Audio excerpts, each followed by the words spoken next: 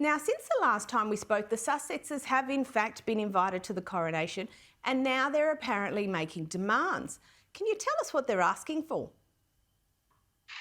Mainly status. I think that's what it really comes down to, Caroline, status and respect. And I think what we need to remember in this mess, and it is a mess, and at the moment it's threatening to overshadow the coronation. What we need to remember is that Harry is still fifth in line to the throne. For everything that's happened, he is still a senior royal. So there are issues over the way that he's treated and the way that he's protected when he and his wife possibly, although she may not come, when they come or if they come to the coronation. There are questions about a position in the royal procession after the coronation, because that's going to be a big moment when Charles and by then Queen Camilla are paraded through the streets in this golden carriage, followed by members of the royal family. Should Harry take part in that?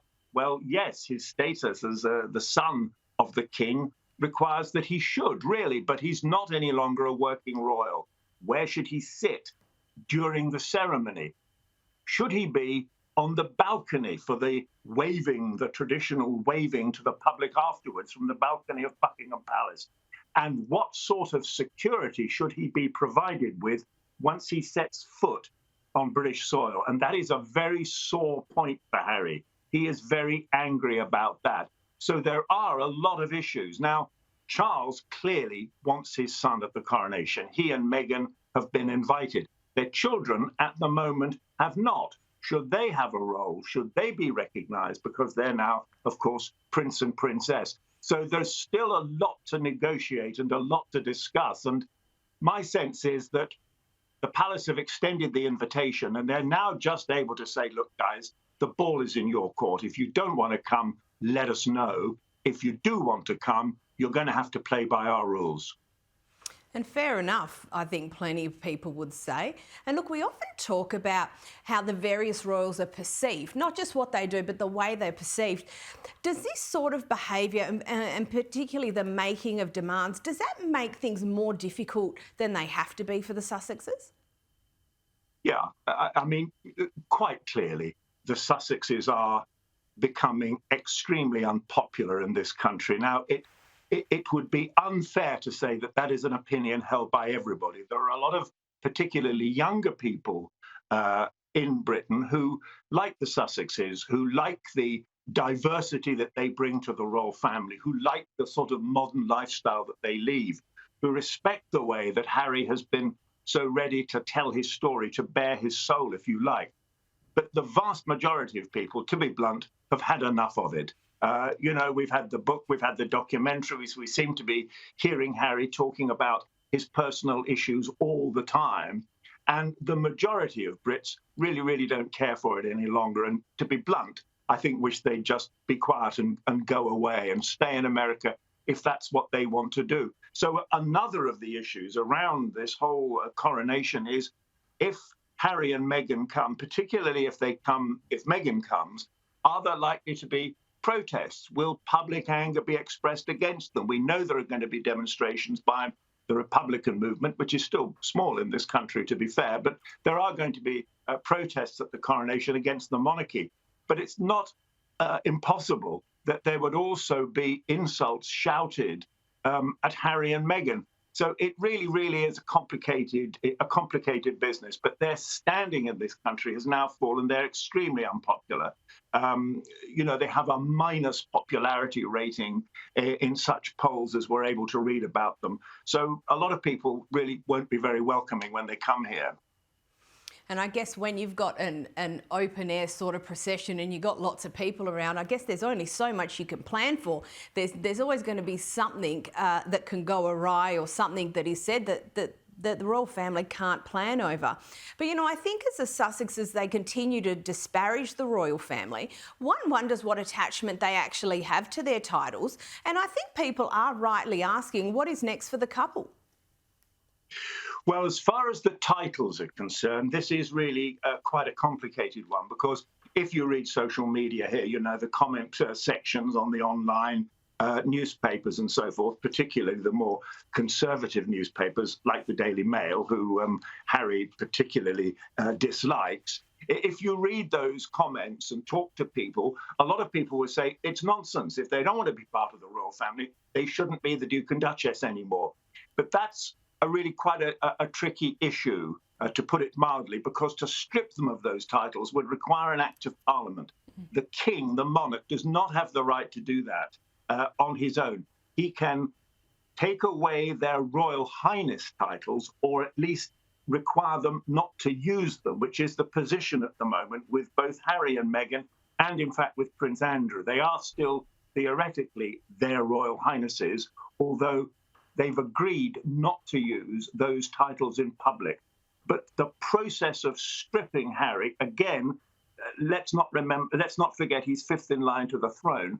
The process of stripping him of his dukedom is quite a big thing, and that would have to go to Parliament. How would MPs vote? Well, it's a tough one to guess, but my sense is that's a process that at the moment the king would be not very keen on starting.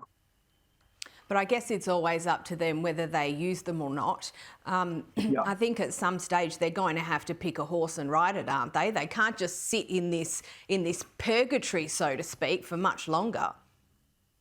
No, obviously not. And they don't want to work, well, they no longer want to work as full-on royal members of the working part of the royal family. I mean, yes, they want their cake and eat it, don't they, really? That's kind of what it comes to, because the titles that they hold are all part of their appeal in the United States, which is their market, with the Netflix deals and all that. They are the Duke and Duchess. He is a prince. Their children are now prince and princess. So that's a big marketing plus for them. If they just become plain Mr. and Mrs., they're not going to be a very saleable item. Yeah, and just on that next Netflix series, look, Meghan took quite the swipe at Kate over the course of that production, but instead of taking a swipe back, Kate has gone on the charm offensive, we see. Can you tell us about how Kate is taking back control of her narrative? Well, to be honest, this contest which the papers love to portray, and they've always liked this, the two duchesses, who is going to be the most popular and so on. I mean, this contest is a no-brainer now. There is only one winner in this popularity contest, and that's Kate, because she has steadily been growing in popularity all the while this row has been going on. And in fact, she is now, according to many surveys, the most popular member of the royal family. She's just taken on board a new private secretary who comes from a PR background, a lady who worked with the chef Jamie Oliver. And she is rebranding, if you like, Kate. We read that Kate has got a hairstylist now who is giving her what some newspapers like to call a Bond girl look. I'm not sure that's something that Kate herself would necessarily like. But her public appearances are increasingly relaxed. She really, really has, and I don't want to sound sycophantic here, but she really has grown into the role. I remember back in 2012, her first public appearance, the first speech she made on her own as a new member of the royal family, and she was really, really nervous and uncomfortable. All that has changed. She has a very good dress sense. The papers love it. They write endlessly about the outfits she wears, and she reuses a lot of the outfits that she wears, thereby ticking the sustainability box. And she is also now heading up this initiative to make people aware of the importance of the first 5 years of a child's life. So out in public, she is really, I have to say, she's really smashing it at the moment. She is the number one popular member of the royal family. And for Meghan even to think about competing with that now, it might have been different had things not deteriorated as they did. It might very well have been different, but it isn't. Kate doesn't really need to fight back exactly. She just needs to carry on doing what she's doing. Now, on to Camilla. I always like talking about Camilla. I find her really interesting. And look, she remains polarising. But I can't help but feel like she has played a really good long game. How does Charles's coronation reflect as a success for Camilla? Well, she's played a blinder. When I was working full time and following the royals, I made no secret. She was my favourite royal. She was, in a personal sense, dealing with us as the media. She didn't speak publicly, but she was great. I remember travelling in a same train carriage as her on a trip she did to Paris, and she was having a cigarette with everybody and chatting away. I think she has done a remarkable job in winning over the British public, having started out, if you remember the headlines, as Britain's most hated woman, the woman who broke up the marriage of Charles and Diana. But she's played a long game.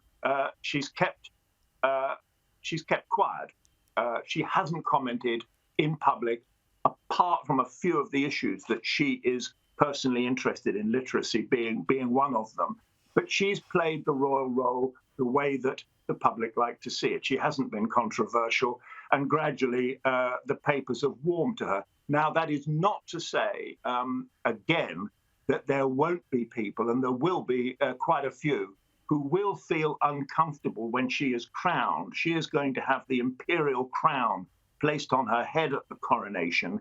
She is the Queen Consort, but increasingly is using the title Queen, Queen Camilla. Now, there will be people who find that one a little bit tricky, not least, one has to say, Prince Harry, who's made it very clear that he was uncomfortable, and his brother, about her entering the royal family. But this will be for her, this coronation is kind of the last lap of a long, long race. She started out as Charles's mistress at a time when he would not have been able to remarry as the head of the Church of England. She's come a long way now. Now she has married the then future king, and in a few weeks' time, she's going to be crowned next to him as queen. Yeah, it does seem like the most exceptional journey, and like we've discussed, over such a long period of time, it has been quite something to watch. Look, that's it for this evening. Thank you so much, Tim Ewart, for joining us again, and we'll be speaking to you shortly. My pleasure.